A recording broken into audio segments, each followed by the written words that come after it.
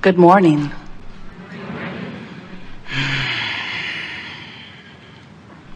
We are extremely pleased that you are here.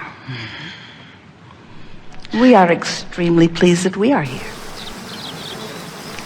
It is good to come together for the purpose of co-creating. Do you agree? You're knowing what you're wanting. You are enjoying the evolution of your personal desire. Oh, yes. Do you realize that you are vibrational beings mostly?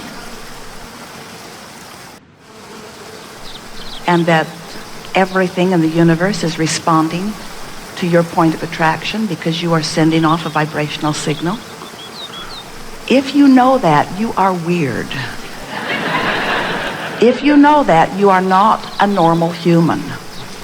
But you do have an advantage that normal humans don't have. Because you then understand how things work for you. You then have control. Once you understand that, once you understand that you're putting out a signal and that signal is being responded to, then it's not hard to figure things out once you begin making the correlation between your signal and what's happening. So how do you make the correlation? How do you translate this vibration into something that's meaningful? You do it in a lot of ways without even knowing you're doing it. You translate vibration, and that's why you see. But most people usually don't think of sight as a vibrational thing, but it is. Easier to hear it about your hearing, isn't it? Translation of vibration. What you smell is a translation of vibration. Your touching is, you're translating, even your tongue is translating vibration. Different food has different vibration, and that's why it tastes different to you. Everything is vibrational. So when you begin to accept that this is a vibrational universe that you are translating, and that your senses translate it, and then you begin to become consciously aware of the most significant translator of vibration that you possess, which is your emotional center, then you begin to understand how things fit together. Before you understand how things fit together, you have to understand what the things are that are fitting together.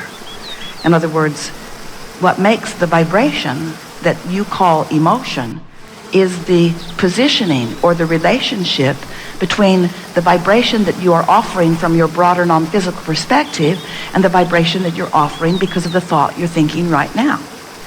In other words, you are more than you see in these physical bodies, and you're more than the vibration that we've just described that you are translating physically. You are a source energy being. Doctors, as they are looking at you, can see the energy in the sense that they say, well, you're alive, or they see the absence of it in your physical vessel when they say, well, you are dead or not alive. But they don't understand that there is a projection and a receiving of a vibration. You could call it consciousness, you could call it source, that is coming to you and through you all day, every day. It's the whole of you. It's the eternal part of you.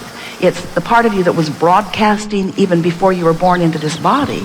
It's the part of you that eternally is broadcasting a signal, meaning thinking thoughts, having consciousness, having knowingness, having beingness. In other words, you are an eternally broadcasting being. So here you are in your physical body. Now, the part of you that's here in this physical body is only a small part of the whole of who you are. It's sort of like, as you're in your physical body, you may be thinking about the work that you're doing. You rarely do, but sometimes you do. Or you may be thinking about the love that you're making, or the love that you're having, or you may be thinking about the car that you're driving. But you are never doing all of those things at the same time. In other words, you are projecting consciousness relative to different topics. You get that, don't you? You could be a master carpenter, but while you're bowling, you're not usually thinking about that. And if you are, you're not doing a very good job of bowling. Does anyone bowl? So, the point that we're making here is that this point of consciousness that is really who you are is huge in relationship to the personality consciousness that you know as you. It's a much bigger part of you that was and is non-physical. And that non-physical you is having a relationship with you all the time. The question is, are you conscious about the relationship that you're having with the larger part of you? How consciously connected to this source energy part of you are you?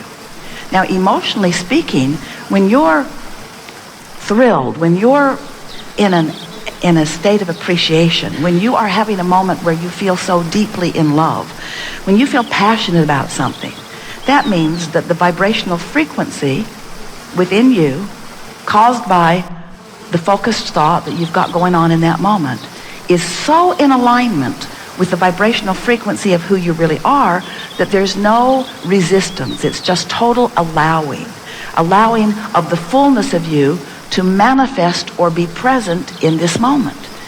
Now, we're using the word manifest deliberately here because we want you to know that in every moment that you are consciously focused, you have the potential of manifesting the fullness of who you are or not.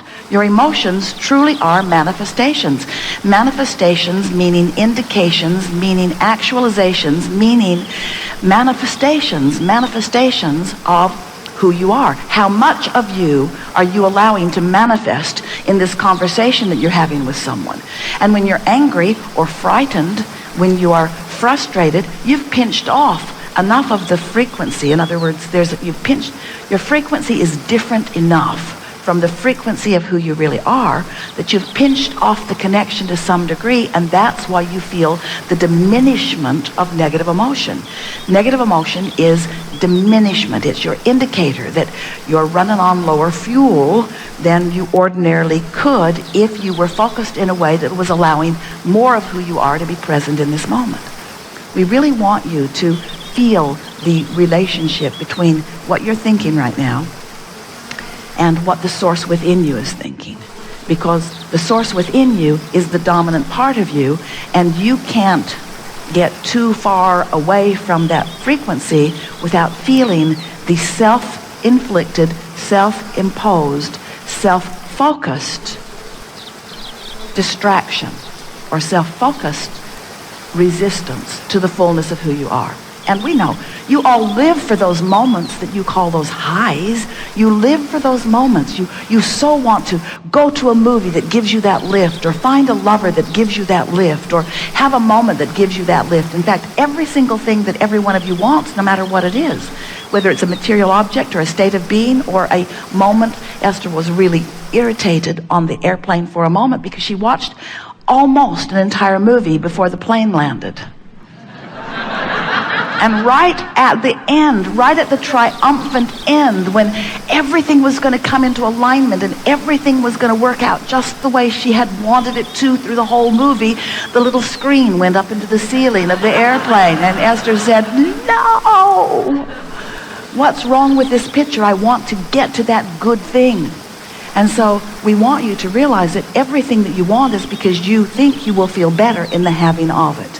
And that's an emotion that you're having. That's an emotional manifestation. So we think it is accurate to say everything that matters to you is because of the emotional manifestation. And if we can convince you that it's the emotional manifestation that you're going after, then you can be self-empowered in this moment to move yourself into that manifestation even before what you would ordinarily think is your justification for the manifestation of positive emotion has occurred.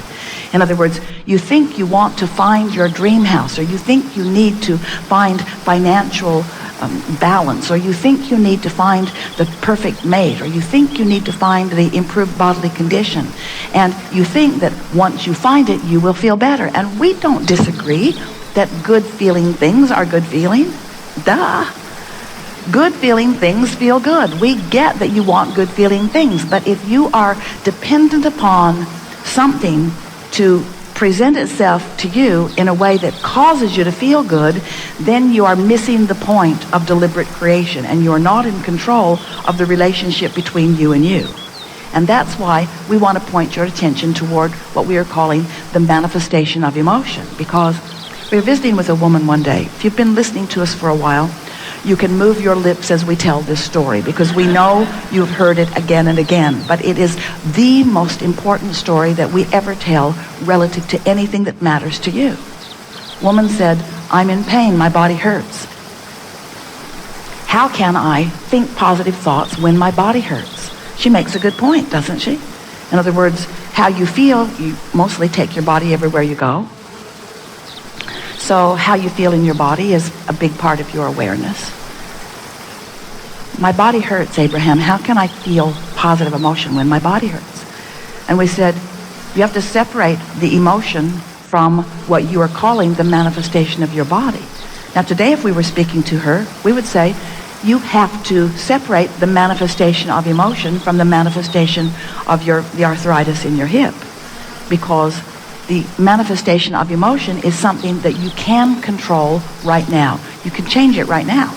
The manifestation of your physical condition will be coming along afterward.